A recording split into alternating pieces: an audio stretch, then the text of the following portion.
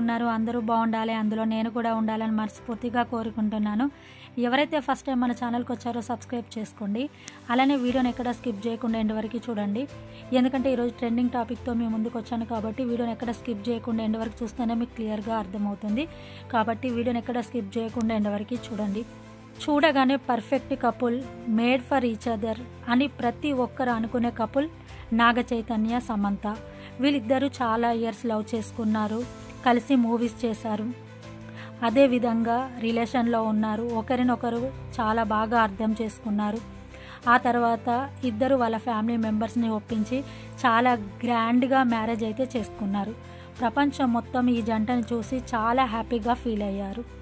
1 or 2 years marriage life చాలా బాగానే హ్యాపీగా లీడ్ చేశారు. సడన్గా ఏమైందో తెలియదు, ఎవరి దిష్టి తగిలిందో కానీ ఇద్దరు మ్యూచువల్ అండర్స్టాండింగ్తో డివోర్స్ తీసుకున్నారు. అసలు వాళ్ళ మధ్య ఏం జరిగింది అనేది ఇప్పటి వరకు ఎవరికీ తెలియదు. ఇక్కడ ఒక విషయాన్ని మీతో చెప్పాలనుకుంటున్నాను. నాగ చైతన్య, సమంత లవ్ చేసుకున్నారు, రిలేషన్లో ఉన్నారు, అదేవిధంగా పెద్దలను ఒప్పించి మ్యారేజ్ చేసుకున్నారు. కానీ ఆ బంధాన్ని 4 రోజులు కూడా నిలబెట్టుకోలేదు. వీళ్ళిద్దరి మధ్య విడిపోవడానికి అంత బలమైన కారణం ఏంటది అన్నది ఎవరికీ తెలియదు. కారణం ఏదైనప్పటికీ ఇద్దరు కలిసి ఏదైనా ప్రాబ్లం వస్తే సాల్వ్ చేసుకోవాలి. ప్రతి ఒక్క ప్రాబ్లంకి సొల్యూషన్ అనేది ఉంటుంది, కానీ విడిపోవడమే సొల్యూషన్ కాదు కదా. ఎవరి లైఫ్ వాళ్ళు చూసుకోవడం, భార్యాభర్తలు అన్నప్పుడు కాంప్రమైజ్ అయ్యే మెంటాలిటీ ఇద్దరిలోనూ ఉండాలి. ఉంటేనే ఆ పెళ్ళి అనే బంధం లైఫ్ లాంగ్ ఉంటుంది. కానీ నువ్వెంత అంటే నువ్వెంత అనడం, పోటీతత్వం, నా కెరియర్, నా ఇష్టం, నా ఫ్రీడమ్, నా ఇష్టం, నువ్వు సంపాదిస్తున్నావు, నేను సంపాదిస్తున్నాను అనే మాటలు చాలా మనం లవ్ మ్యారేజెస్ చేసుకున్న వాళ్ళలో చూస్తూ ఉంటాం. వీళ్ళకి అసలు కాంప్రమైజ్ అయ్యే మెంటాలిటీ ఉండకపోవడం వల్లనే వీళ్ళు డివోర్స్ వరకు వెళ్తున్నారు. నాకు ఒకటి అర్థం కానిది ఏంటంటే, జస్ట్ జనరల్ టాపిక్ మాట్లాడుతున్నాను. లవ్ మ్యారేజ్ చేసుకున్నారంటే వాళ్ళు ఒకరినొకరు అర్థం చేసుకున్నాకనే కదా పెళ్లి వరకు వచ్చారు.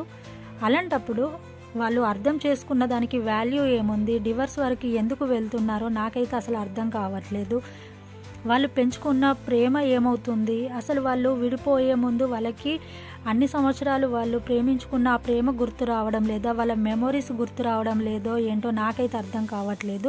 ఫర్ ఎగ్జాంపుల్, మనం ఎవరితోనైనా 4 రోజులు పరిచయం పెంచుకొని 4 రోజులు వాళ్ళతోని మనము కలిసి ఉంటేనే వాళ్ళు ఈ టైంకి ఏం చేస్తున్నారని వాళ్ళ గురించి ఆలోచించడం స్టార్ట్ చేస్తూ ఉంటాము. వాళ్ళ మెమరీస్ని గుర్తు చేసుకుంటూ ఉంటాం.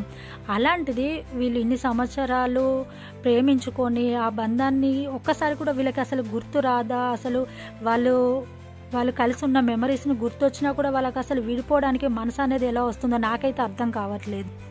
ఇప్పుడున్న జనరేషన్లో ఎక్కువగా లవ్ మ్యారేజెసే చేసుకుంటున్నారు. ఎందుకంటే ఒకరినొకరు అర్థం చేసుకోవచ్చు, అదేవిధంగా ఒకరి అభిప్రాయాలు ఒకరు తెలుసుకోవచ్చు.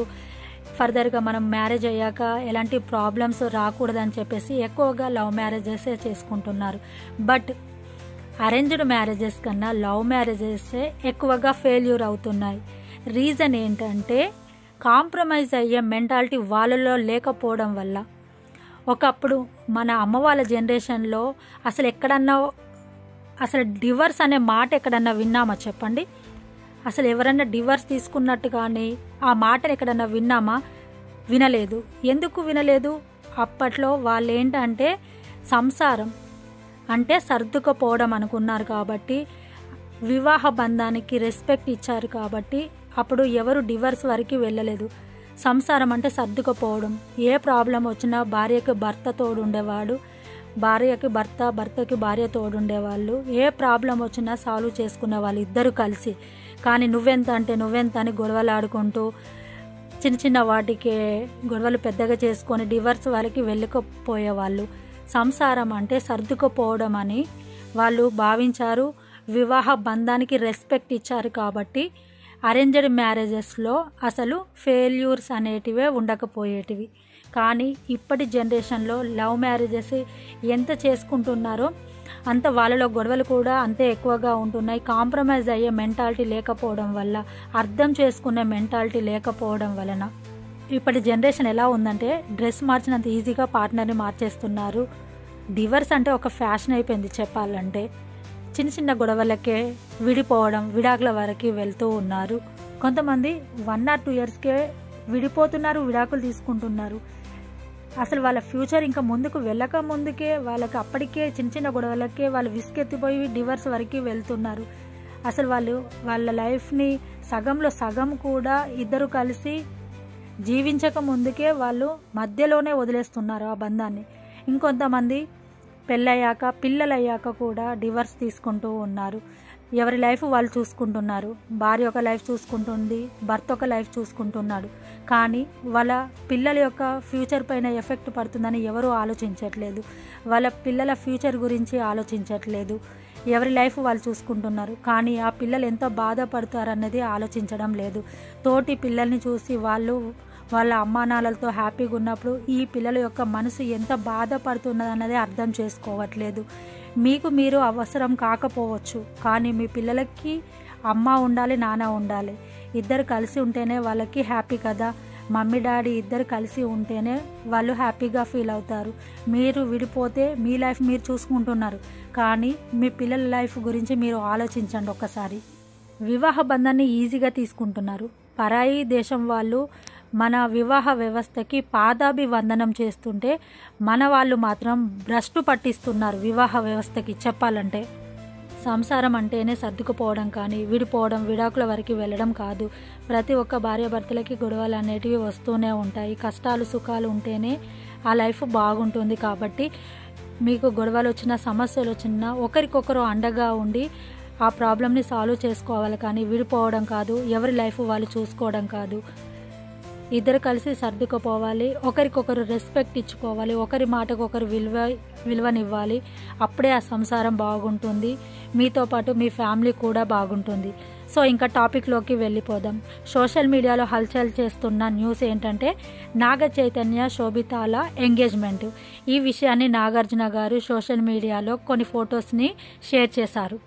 ఈరోజు అఫీషియల్గా ఇరువురు కుటుంబ సమక్షంలో నాగ చైతన్య గారికి శోభిత గారికి ఎంగేజ్మెంట్ జరిగింది. ఇక శోభిత దులుపాల విషయానికి వస్తే తను ఏపీలోని తెనాలిలో జన్మించారు. ఆంధ్ర అమ్మాయి, అలాగే తెలుగు అమ్మాయి. శోభిత నాన్నగారు నేవీ ఇంజనీర్, అలాగే అమ్మగారు టీచర్. శోభిత 16 years ఏజ్లోనే వాళ్ళ నాన్న ఉద్యోగరీత్యా ముంబైకి షిఫ్ట్ అవ్వడం జరిగింది. శోభిత గారు కెరియర్ విషయానికి వస్తే తను ఒక మోడల్, అలాగే యాక్ట్రెస్ కూడాను. తను కొన్ని వెబ్ సిరీస్లో కూడా నటించారు. ఈ క్రమంలో నాగ చైతన్యకి పరిచయం అయ్యారు. తర్వాత రిలేషన్లో ఉన్నారు. ఫైనల్గా ఇద్దరికి ఎంగేజ్మెంట్ జరిగింది.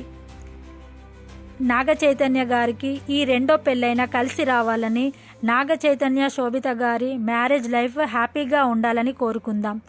నాగ చైతన్య శోభిత ఎంగేజ్మెంట్పై మీ అభిప్రాయాన్ని కామెంట్ చేయండి. అదేవిధంగా ఈ వీడియో కనుక నచ్చినట్లయితే లైక్ చేయండి, షేర్ చేయండి, సబ్స్క్రైబ్ చేసుకోండి. Thanks for watching.